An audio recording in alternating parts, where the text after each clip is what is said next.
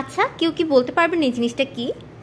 আচ্ছা, আমি বলে দিচ্ছি। এটা হচ্ছে মিষ্টি কুমড়ার ভিতরে বীজের সাথে যে আঁশের মতন অংশগুলো থাকে সেটা, যেটা আমরা নর্মালি ফেলে দেই। আর এই ফেলা অংশগুলো দিয়েই আমি আজকে মজার পাকোড়া আপনাদেরকে তৈরি করে দেখাবো। আর এর জন্য প্রথমে সেই আঁশের অংশগুলোকে বীজ থেকে আলাদা করে নিয়ে তার সাথে কিছু পেঁয়াজ কুচি আর কাঁচা মরিচ কুচি দিয়ে দিয়েছি। আর এখন দিয়ে দিচ্ছি 1 চামচ ময়দা, আর তার সাথে দিয়ে দিচ্ছি 1 চামচ চালের গুঁড়া, আর দিয়ে দিচ্ছি পরিমাণ মতো লবণ আর সামান্য একটু হলুদের গুঁড়া। এবার এগুলোকে হাত দিয়ে চটকে চটকে একটু খুব ভালো করে মেখে নিব।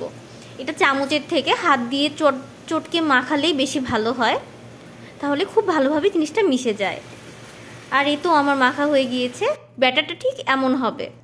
এবার কড়াইতে তেল গরম করে এই ব্যাটারটা বড়ার আকারে তেলের ভিতর দিয়ে দিতে হবে।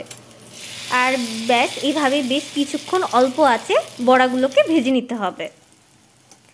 এক পাশটা ভালোভাবে হয়ে গেলে তারপর আরেক পাশটা উল্টে দিব। এইভাবে বেশ কিছুক্ষণ ভাজার পরই আমার বড়াগুলো একদম খাবার জন্য রেডি।